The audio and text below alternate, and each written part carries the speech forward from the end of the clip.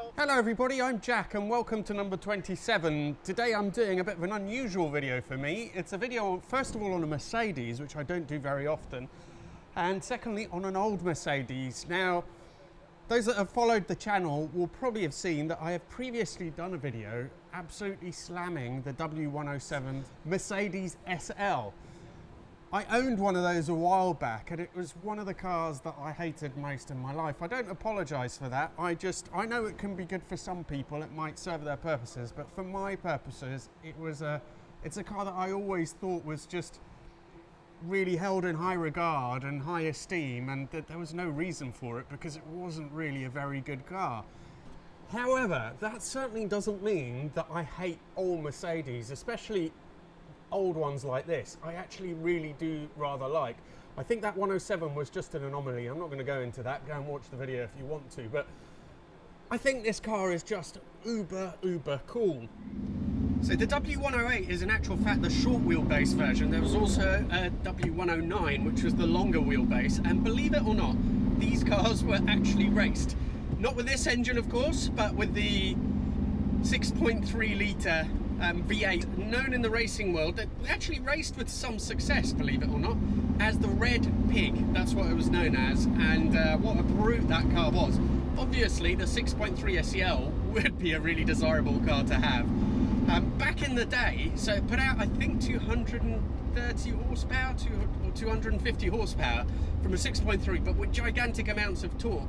It could get to 60 miles an hour in 6.5 seconds. Now just think back to the late 60s. I think most Ferraris wouldn't even do that. So I mean, it's just mind-boggling. That would definitely be a car to have. I do like these, but ordinarily there's no way I would make a video on a Merc 108. There are two specific things that make this car stand out. One of them actually for some people would be a negative, but for me they are both things that make it really special. We'll talk about them both a little bit later. First of all though, just drink in how period perfect this W108 250S is. It has this blue-grey colour, which is so 60s. This car was made in 68. Plus the white wall tyres and the Mexican hat steel wheels. It's a thing of beauty and it's just perfect. All the traffic has decided to arrive right now. Well, the W108 was actually launched in 1965. And it followed on from the more sort of Americanized with the tail fins S-Class, and replaced that and became a bit more modern, a bit more straight-lined, but didn't look a million miles away. Still had that essential Mercedes family look. Can you tell, since I'm driving, what one of those two factors is that I said makes this car very special? It's a manual. Now in these cars it's actually something which is less desirable, generally speaking, and I understand why. Generally they're sort of for wafting around and so on, so not having to worry about a manual was a good thing in theory, but this leads me on to the second thing about why it is so special, and that is this was owned by a Frenchman originally. Not just any Frenchman, but the director of Air France. Now, being French, he obviously likes a bit of verve, and like me, likes a bit of spirited driving. I am a bit ridiculous about these things, I will admit, but I just detest auto boxers. I think that they are just hideous. Even the more modern ones obviously are a lot better, but all the same, for me, because I've learned to drive with a manual, they really take out interaction with the car. So I was just delighted when I saw this for sale, and I thought, wow, it's a manual to cap it all off, which will just give it a little bit more pep, especially considering that this is a 250S. So this is the smallest six-cylinder engine that this car came with. It was a 2.5 six-cylinder, as I've said, and it puts out 130 horsepower. There was an injected version, which I think put out a little bit more. Generally speaking, it's sort of respectable for the time. It's quite a porky car, so it was never going to be quick anyway. If you, let's put it into second, if you put your foot down, absolutely nothing happens. The car goes nowhere, but it makes a really nice waffly noise, not going anywhere. So it suits the car perfectly. It has a lot of torque, so you don't have to change gear the whole time anyway.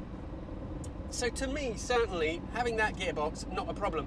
You do have to get used to it. I've been driving around for sort of about 20 minutes before starting filming, because trying to work out where those cogs are just took me a little bit. It's quite pushed back, and when you put it into gear, into second particular, it goes right down to the bottom towards the tunnel, which is counterintuitive. But generally speaking, once you get to know it, it's quite long throw, but it's got a nice mechanical feel to it, and certainly to me that is a plus. So let's go back to the owner who bought this originally. Why is that so important? Well, provenance in cars like this, to me, is crucial in the sense that why would you buy a car like this? You wouldn't buy it because it's better than a modern car at getting to A to B. You'd buy it, first of all, because you think it looks cool, and certainly to me this looks amazing. But also you would buy it because you want it to transport you back to an era which you might see as an era of better days, an era for which you are nostalgic.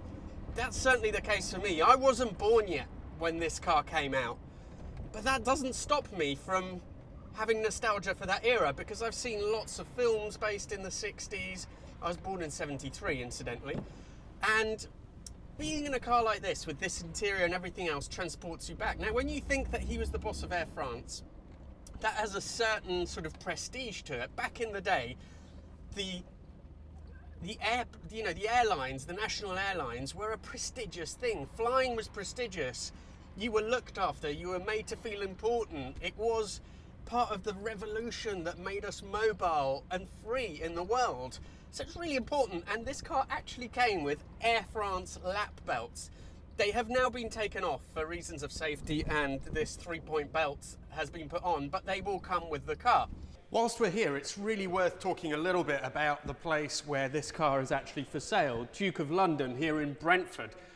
Merlin, who's a bit of a dynamo of ideas, and he's only about 26, started this only a few years ago. I think it's about 4 years ago, slightly different location. He's already moved twice. His dad is actually a panel beater, like a very well-renowned panel beater. I think Romance of Rust is his place. Anyway, Merlin had this idea. He wanted something which was going to be not just a sort of a car showroom, a classic car showroom, but also a hub. And this place is unbelievable. It's an old abandoned factory which will be redeveloped at some point. And at the moment, it's not just this sort of car showroom that you see here and downstairs, but there's 2 bike shops, there's a pizza shop, there's a car garage next door, there's, I think, a yoga studio. There's all sorts of stuff going on, so it's really impressive. And just look at the eclectic mix of cars that Merlin has here. It's just quite unbelievable, from quite a recent Aventador to a 996 Porsche, to another S-Class Merc, albeit a more recent one than mine. A little Mini, I think that's one of the later ones from the 90s. Lovely old Ferraris. It's just a really interesting place, and lots of motorbikes as well. I think Merlin is selling this car for 13,995, so for 14 grand, which I looked around, to me seems reasonably fair. What it does have going against it, it's a left-hand drive and it's a manual, which for me is a plus.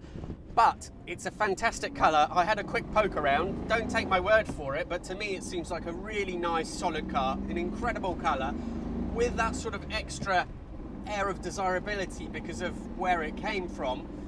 And yeah, as I said, in good nick, it's solid. I mean, these cars were really, it was from an era where it wasn't wrong to say that Mercedes were built like tanks. That didn't last forever. These things, it's incredible.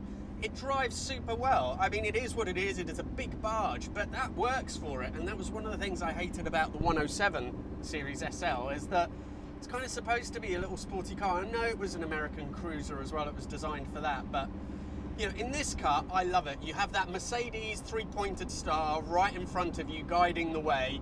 It glides. The ride is fantastic. This big wheel with the Mercedes emblem in the middle and the little chrome finishing on the horn there, listen to it, beep beep, fantastic. You know, this really does bring you back in time. It's the whole point of a car like this. So thank you all very much for watching what is probably quite an unusual number 27 video, but I really wanted to see this car and I wanted to drive it and experience it, and I love it. It's fab, and I think for the money, if you want like a cool old reliable classic that's as solid as anything, then this is absolutely perfect. So again, thank you for watching. Thank you to Merlin at Duke of London for giving me the chance to drive it. See you for the next one, and I hope you have a wonderful Christmas. I'm not sure if this video is coming out before or after, but either that you've had or you're going to have a wonderful Christmas. Thanks very much, everybody. Oh, and please do subscribe to the channel.